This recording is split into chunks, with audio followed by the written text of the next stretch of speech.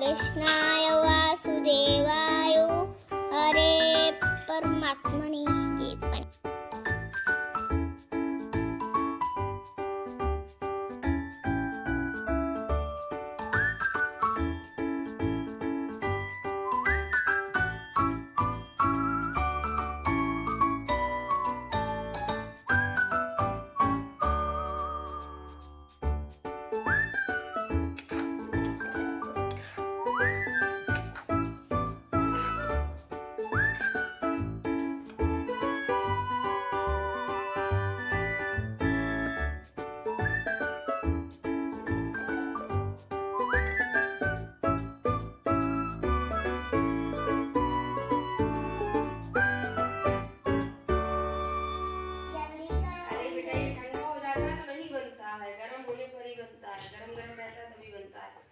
फिर से गरम करना पड़ेगा।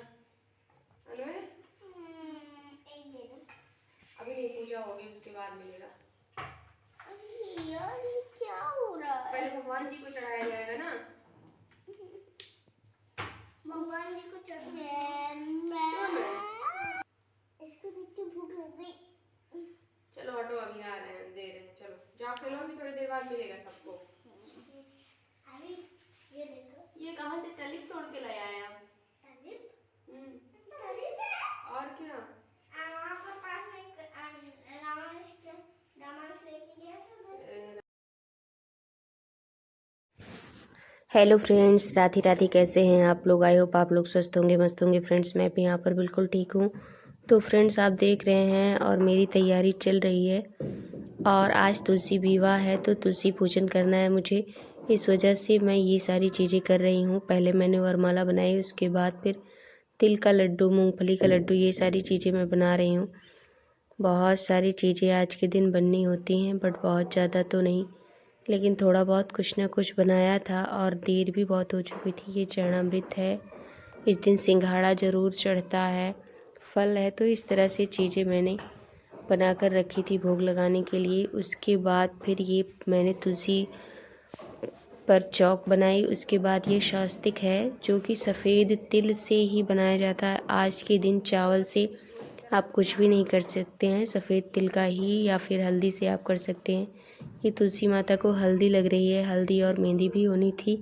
बच्चे पूछ रहे थे एक ही दिन मम्मी सारे काम क्यों कर ले रही हो, हल्दी मेहंदी अलग अलग दिन करती। मैंने कहा बेटा मैं इतने बड़े आदमी नहीं हैं हम हल्दी मेहंदी अलग अलग दिन करना कुछ लोग करते हैं, लेकिन जो है मैं एक साथ ही कर ले रही हूँ। और उसके बाद हल्दी मेहंदी करने के बाद हल्दी मेहंदी हो चुकी है। माता रानी की चौक भी मैंने पूर ली थी, दीपक भी मैंने जला लिया था, कंठ ज्योति। और ये मेरे लड्डू गोपाल जी सज चुके हैं, रेडी हो चुके हैं। माता रानी भी सज गई हैं, बहुत ही सुंदर लग रहे थे। अखंड ज्योत भी मैंने जला रखी है।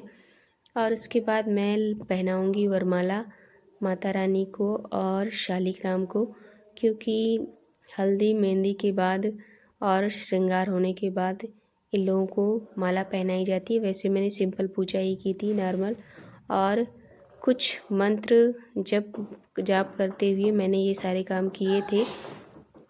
तो ये सारी चीज़ें मैंने कर रखी हैं। माला मैंने लड्डू गोपाल को ही शालिग्राम के रूप में मान रखा है, क्योंकि शालिग्राम मेरे यहाँ नहीं थे, इसलिए मैंने लड्डू गोपाल को ही रखा है।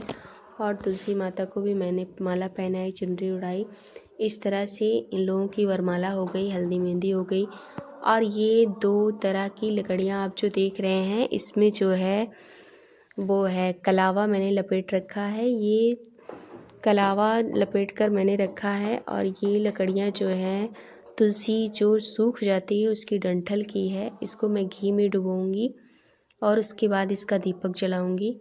तो इस तरह से मैंने इसको भी बना रखा था। उसके बाद ये लोग जो है, मतलब जैसे होता है ना कि भांवर देते हैं 7 बार, तो उठकर ये लोग तो खुद भांवर दे नहीं सकते हैं, क्योंकि एक लोग पत्थर के बन चुके थे और एक लोग बन गई थी पेड़, तुलसी माता बन चुकी थी। तो इस वजह से इनको भांवर देने के लिए क्या किया जाता है कि हम तो इसी तरह से करते हैं, कलावा को चारों तरफ लपेट देते हैं, एक कलावे से 7 बार घुमा करके लपेट देते हैं, जिससे कि इनका जो है फेरा भी हो जाता है इस तरह से।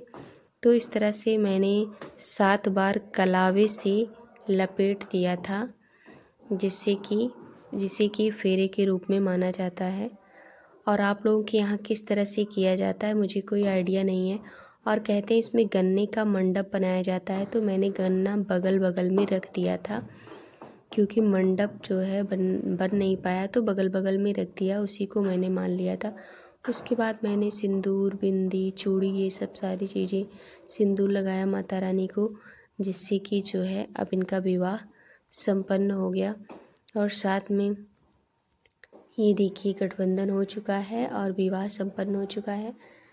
और आप लोगों को भी तुलसी विवाह की ढेर सारी शुभकामनाएं, जिसने भी तुलसी पूजन किया है। माता रानी सबके घर को धन धान्य से भरे, खुश रखे, स्वस्थ रखे सभी को। तो इस तरह से मैंने पूजन किया, विवाह संपन्न हुआ। अब इसके बाद कुछ दान दक्षिणा दिया जाता है, जो कि मैंने कुछ वस्त्र और श्रृंगार का सामान और कुछ वैसे रखे थे। बहुत सारे लोग बहुत सारी चीज़ें दान देते हैं, सोना चांदी से लेकर के जो कुछ भी जिसके पास होता है। और पंडित जी भी आते हैं विवाह के लिए, लेकिन मैं नॉर्मल ही ऐसे सिंपल पूजा कर लेती हूँ भगवान माता रानी की।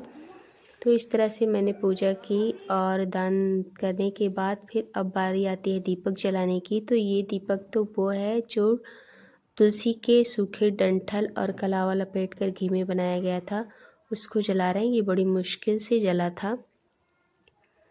और इसको जलाने के बाद फिर मैं कोई 21 दिए, 51 दिए इस तरह से जलाते हैं, या फिर 31 दिए इकट्ठा जलाते हैं, जो तुलसी माता को सुबह शाम जलाया जाता है डेली। तो इस तरह से मैंने भी दीपक जलाए थे। ये सारे इकट्ठे दीपक अब मैं जला रही हूँ। सारे के सारे दिए जलाना है, इतने दिए मैं ज़रूर जलाती हूँ। तो इस तरह से पूजन करती हूँ मैं। इस तरह से दीपक जलाया मैंने।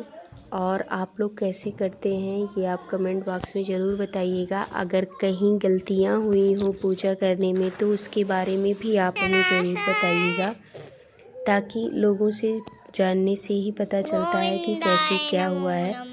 और इधर मेरी बिटिया जो है भगवान जी का मंत्रोच्चारण कर रही है, वो भी मेरे साथ साथ पढ़ रही थी मंत्र। ओम जय लक्ष्मी कृष्णाय वासुदेवाय हरे परमात्मने कृष्णाय वासुदेवाय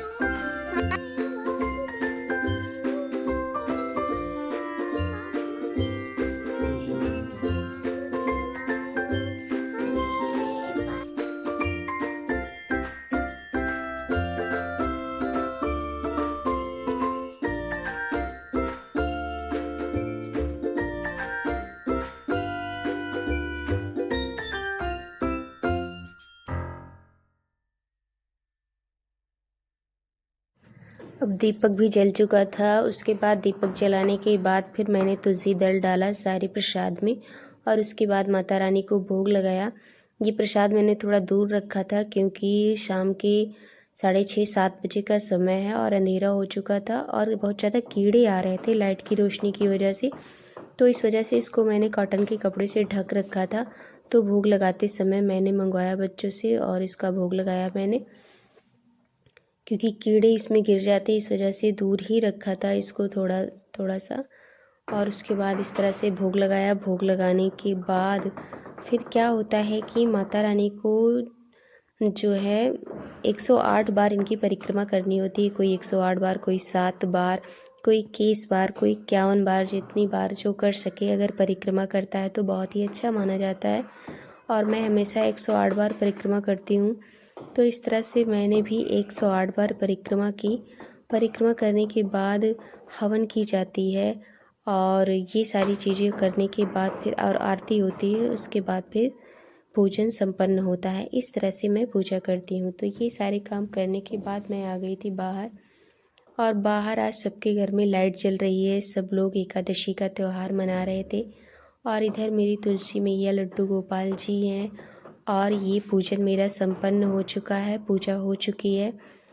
इसके बाद ये देखिए प्रसाद जो मैंने रखा था, बच्चों ने धीरे धीरे करके, मैंने जैसे ही भोग लगाया, क्योंकि पहले से ये मांग रहे थे बच्चे, धीरे धीरे करके इसको फिनिश कर रहे थे। और उसके बाद आ गए तीनों लोग माता रानी का आशीर्वाद लेने के लिए। तीनों बच्चे मेरे साथ ही लगे रहते हैं, जितने भी पूजा पाठ होते हैं, जो भी होते हैं, सब लोग मेरी ढेर सारी हेल्प करवाते हैं। जो भी सामान मंगाना हो, कुछ भी हो, बड़ी आसानी से हो जाता है। सब लोग ले आकर हमको दे देते हैं, कोई प्रॉब्लम नहीं होती है। बच्चे बहुत हेल्प करते हैं मेरी। उसके बाद फिर माता रानी का भाई विवाह हो रहा था, तो पटाखे तो जलाने ही थे, और सबके घर में आज बहुत ही पटाखे जल रहे थे। तो इस तरह से मैंने भी पटाखे लगाए और इस तरह से विवाह संपन्न किया। आप लोग किस तरह से पूजा करते हैं और मेरी पूजा में अगर कोई गलतियाँ हो तो उसको कमेंट बॉक्स में आप ज़रूर बताइएगा। और आप लोगों के यहाँ कैसे पूजा होती है इसको भी आप लोग ज़रूर बताइएगा। मेरे यहाँ इसी तरह से एक सिंपल पूजा होती है, तो इसको मैंने किया गाइस। इसके बाद फिर अब यही था मेरा आज का ब्लॉग और यही था मेरा तुलसी पूजन का विधि विधान। आप लोगों को कैसा लगा कमेंट बॉक्स में ज़रूर बताइएगा। मिलते हैं नेक्स्ट ब्लॉग में। राधे राधे।